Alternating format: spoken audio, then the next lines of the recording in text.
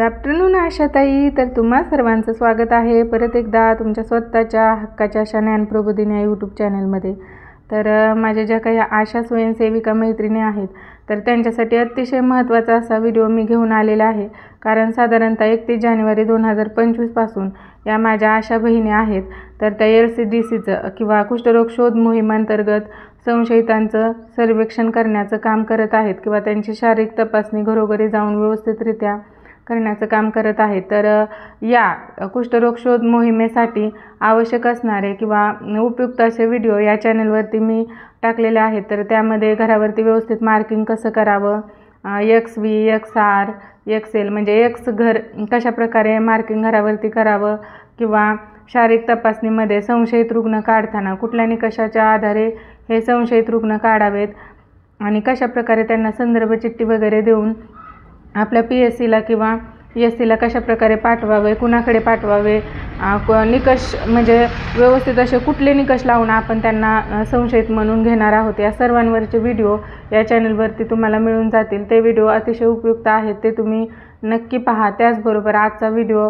हा तर अतिशय महत्त्वाचा आहे कारण माझं सर्वेक्षण शेवटच्या टप्प्यामध्ये आहे व या सर्वेक्षणामध्ये ज्या काही गोष्टी आमच्या येथील आशांमध्ये आढळल्या किंवा ज्या काही चुका आम्ही करत आहोत तर त्यावरती हा व्हिडिओ आहे व या चुका होऊ नयेत आणि आपलं सर्वेक्षण हे अचूक असावं तर त्यासाठी अनेक गोष्टींची माहिती आपल्याला असणं आवश्यक आहे. तर त्याच गोष्टी मी या व्हिडिओच्या माध्यमातून शेअर करणार आहेत.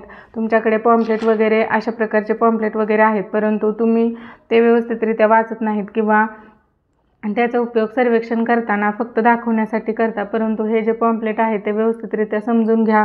कारण की हा LCDCचा म्हणजे कुष्ठरोग शोध मोहीम हे आपण वर्षातून बऱ्याच वेळा जरी ही मोहीम संपली तरी देखील याचं काम करत असतो. त्यामुळे हा व्हिडिओ व्यवस्थित बघा. तर ज्यावेळेस आपण एखादा संशयित शोधतो तर कशा प्रकारे शोधायचा बघा. चेहऱ्यावरील लालसर उंचवलेला चट्टा, तर एखाद्या लहान बाळाच्या चेहऱ्यावरती अशा प्रकारचा लालसर उंचवलेला चट्टा जर तुम्हाला दिसत असेल तर त्याला तुम्ही संशयित म्हणून घ्यायचा आहे. तर त्यानंतर बघा पाठीवर उंचवलेला लालसर रंगाचा चट्टा, तर अशा प्रकारे महिलांच्या पाठीवरती बऱ्याच महिलांच्या पाठीवरती अशा प्रकारचे चट्टे वगैरे असतात. हा जर उंचावलेला लालसर बधीर असा चट्टा असेल तर ती महिला आपण संशयित म्हणून संदर्भित करू शकतो. त्याच पुढे जाऊन बघा अंगावरील सपाट फिक्कट रंगाचे चट्टे, अशा प्रकारचे चट्टे देखील बऱ्याच व्यक्तींच्या अंगावरती आपल्याला सर्वेक्षण करताना दिसून येतात किंवा अशा प्रकारचे चट्टे जर आपल्याला दिसून आले तर आपण त्यांना संदर्भित करायचं आहे किंवा संशयित रुग्ण म्हणून घ्यायचं आहे. तर त्यापुढे जाऊन बघा जर अशा प्रकारे बघा तेलकट लालसर सुजलेला चेहरा, जाड झालेल्या कानाच्या पाळ्या, अशा प्रकारच्या व्यक्ती जरी आपल्याला सर्वेक्षणामध्ये आढळल्या तरी देखील आपण संशयित म्हणून त्यांना संदर्भित करणार आहोत. तर त्यापुढे जाऊन बघितलं तर बघा शरीरावरील गाठी, तेलकट लालसर सुजलेली त्वचा हे देखील कुष्ठरोगाचे सर्वात मोठे लक्षण आहे. त्यामुळे अशा प्रकारच्या व्यक्ती जर तुम्हाला तुमच्या भागामध्ये सर्वेक्षण करताना भेटल्या असतील किंवा अजूनही ज्यांचं सर्वेक्षण राहिलं असेल तर त्यांना जर भेटतील तर त्यांनी नक्की संशयित म्हणून संदर्भित करावे. तर त्यापुढे बघा कुष्ठपीडित व्यक्तीची सांसर्गिकता जंतू परीक्षणानंतरच कळते, विकृती किंवा विद्रुपता बघून नाही. तर काही वेळेस आपण डोळ्याने पाहून त्यांची विकृती किंवा विद्रुपता बघून ते कुष्ठरोग पीडित आहे असं म्हणू शकत नाही. तर ज्यावेळेस त्यांची परीक्षण केलं जातं, जंतू परीक्षण केलं जातं तेव्हाच आपल्याला समजतं की कुष्ठपीडित व्यक्ती आहे. तर बघा सुन्न, बधीर, संवेदनाहीन हातपाय, अवयवाची योग्य काळजी घेतल्यास शारीरिक विकृती, विद्रुपता आणि विकलांगता टाळता येते. समजा एखाद्या व्यक्तीला अशा प्रकारची कुष्ठरोग पीडित व्यक्तीला शारीरिक विकृती, विद्रुपता किंवा विकलांगता असेल तर ती योग्यरित्या काळजी घेतली तर ती देखील दूर होऊ शकते. तर अशा प्रकारच्या चप्पल्स वगैरे, गॉगल्स तर ते वापरून देखील त्यांची विकलांगता टाळता येऊ शकते. तर त्यापुढे जाऊन अजून आपल्याला कुठल्या प्रकारचं नॉलेज पाहिजे बघा. तर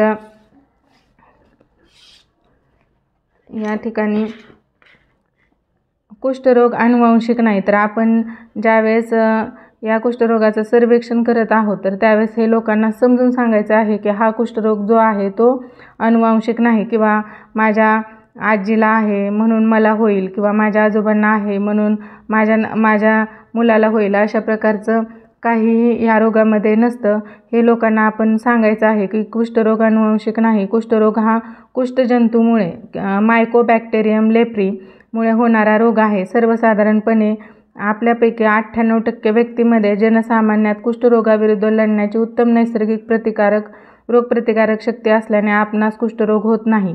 कुष्ठरोगाचे जंतू सूक्ष्मदर्शकाखाली पाहिले तर लाल काड्यांसारखे दिसतात. तर अशा प्रकारचे हे दिसतात. तर कुष्ठरोगाचे जंतू मायकोबॅक्टेरियम लेप्री डॉक्टर हॅन्सन यांनी 1873 याचा शोध लावलेला आहे. तर बघा, कुष्ठरोगाच्या जंतूंनी आपल्या शरीरात प्रवेश केल्यानंतर कुष्ठरोगाबद्दलची प्रतिकारक शक्ती कमी असेल तर 3 ते 5 वर्षाच्या कालावधीनंतर शरीरावर कुठेही कुष्ठरोगाची लक्षणे दिसून येतात. 100 नवीन कुष्ठ व्यक्तींपैकी फक्त 10 ते 15 रोगीत सांसर्गिक रोग पसरवणारे असतात. कुष्ठरोग कुठलाही होऊ शकतो. तर त्यानंतर ही माहिती आपल्याला एक आशा स्वयंसेविका म्हणून असणं आवश्यक आहे किंवा फक्त पॉम्पलेट घेऊन हातात फिरणं आणि त्या व्यक्तींना दाखवून फोटो काढणं. तर या व्यतिरिक्त ही जर माहिती तुम्ही व्यवस्थितरित्या अभ्यासली तर याचा तुम्हाला सर्वेक्षणामध्ये व समुपदेशन करण्यामध्ये देखील खूप उपयोग होणार आहे. त्यामुळे आशाताई ही माहिती व्यवस्थितरित्या समजून घ्या.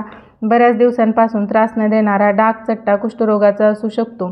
कुष्ठरोगाची सुरुवात एक किंवा अनेक डागांनी होऊ शकते. शरीरावरील त्वचेच्या रंगापेक्षा फिक्कट किंवा लालसर रंगाचा सपाट किंवा मोजकी संख्या असलेल्या डागावर बऱ्याचदा बधिरता असते, सुन्नपणा असतो, संवेदनांचा अभाव असतो. म्हणजे जास्त करून तर हे जे काही चट्टे असतील तर ते बधीर किंवा सुन्न असतील, संवेदनारहित असतील तर त्या व्यक्तींचा आपण कुष्ठ रुग्ण संशयित म्हणून नाव घ्यायचं आहे व त्याला संदर्भित करायचं आहे. हळूहळू मंद गतीने, आकाराने व संख्येने वाढत जाणाऱ्या पसरणाऱ्या बऱ्याच दिवसांपासून डागांकडे दुर्लक्ष करू नका.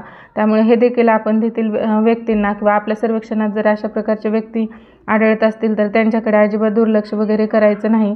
कुष्ठरोगाचा लवकर निदानाने व नियमित उपचाराने शारीरिक विकृती व विद्रुपता निश्चित टाळता येते.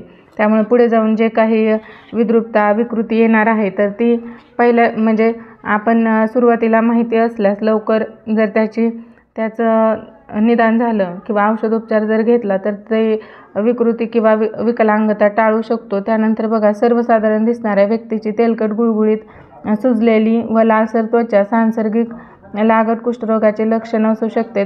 त्वचा तेलकट, लालसर, जाडसर, सुजलेली दिसणे याबरोबर कानांच्या पाळ्या जाड होणे, सुजणे, भुवयांचे केस विरळ होणे, झडणे, अंगावर गाठी येणे हे सुद्धा कुष्ठरोगाची लक्षणे असू शकतात. शरीराच्या बऱ्याच भागांवर बऱ्याच संख्येने पसरलेले, संवेदनांचा अभाव, कमी प्रमाणात किंवा संवेदना कायम असलेले डाग सुद्धा कुष्ठरोगाचे लक्षण असू शकते.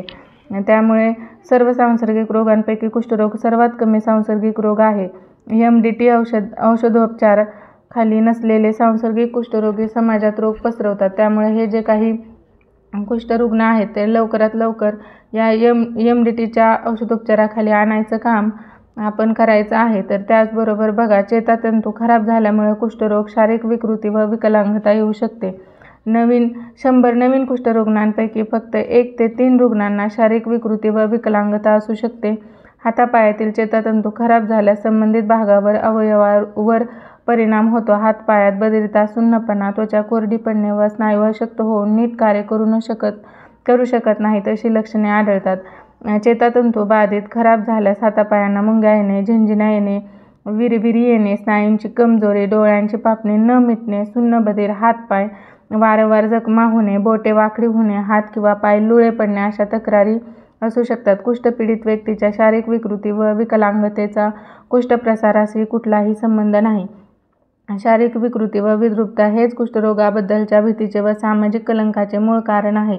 लवकर निदान, नियमित उपचाराने कुष्ठरोगामुळे येणाऱ्या विकृती टाळता येतात. त्याचप्रमाणे कुष्ठरोगाचे निर्मूलन सुद्धा सहज होते. फक्त आपली साथ व सहभाग हवा आहे. तर आपण आशा स्वयंसेविका या नात्याने तर व्यवस्थितरित्या ते संशयित कुष्ठरुग्ण शोधायचं काम करायचं आहे. तर बघा, बहुविध औषधोपचार MDT, तर हा प्रौढांसाठी आणि मुलांसाठी MB मल्टीबॅसिलस, 6 किंवा जास्त डाग चट्टे, एकापेक्षा जास्त मुख्य चेतातंतू बाधित, त्वचा विलेपन तपासणी, कुष्ठजंतू आढळणे. तर हे औषध उपचारापूर्वी ना औषध उपचारानंतर तर 12 महिने औषधोपचार हा जो आहे तो MBचा 12 महिन्याचा आहे आणि हा PBचा जो आहे तो 6 महिन्याचा औषधोपचार आहे. PB म्हणजे पॉसी बॅसिलस 1 ते 5 डाग चट्टे, केवळ एक मुख्य चेतातून तो बाधित. तर नियमित औषधोपचाराने हा कुष्ठरोग पूर्णपणे बरा होऊ शकतो. तर आपल्याला हे 12 महिन्यासाठी कुठलं औषध म्हणजे MB आणि 6 महिन्यासाठी कुठलं तर PB पॉलीबॅसिलस हे कशाप्रकारे कुठल्या डागावर हे औषधोपचार असतं हे देखील आशा स्वयंसेविका या नात्याने नॉलेज असणं आवश्यक आहे. त्यामुळे ताई, त्याचबरोबर अजून ह्या पॉम्पलेटवरची एक महत्त्वाची गोष्ट, तर कुष्ठरोगाची ओळख व रोगमुक्ती. कुष्ठरोग घाबरू नका, लगेच तपासून घ्या. कुष्ठरोगाचे मोफत निदान व बहुविध औषधोपचार MDT प्राथमिक आरोग्य केंद्र, ग्रामीण रुग्णालये, नगरपालिका, महानगरपालिका रुग्णालय, वैद्यकीय महाविद्यालय येथे उपलब्ध आहेत. तर अशा प्रकारे आपण व्यवस्थितरित्या ही माहिती आपल्याला एक आशा स्वयंसेविका म्हणून असणं आवश्यक आहे. त्याचबरोबर अशा प्रकारे तुम्ही टॅलीशीट वगैरे देखील व्यवस्थित भरायचं आहे. तर हे टॅलीशीट कसं भरायचं हे मी तुम्हाला याच्या अगोदर दाखवलेलं आहे. तर तरी देखील अजून एकदा रिव्हिजन म्हणून सांगते. तर XV त्या घरावरती खून करायचे आहे की एक किंवा सर्व सदस्य घरात नाहीत किंवा अभियान कालावधीमध्ये परत येणार नाहीत. XH म्हणजे एक किंवा सर्व सदस्य घरात नाहीत परंतु अभियान कालावधीत परत येणार आहेत.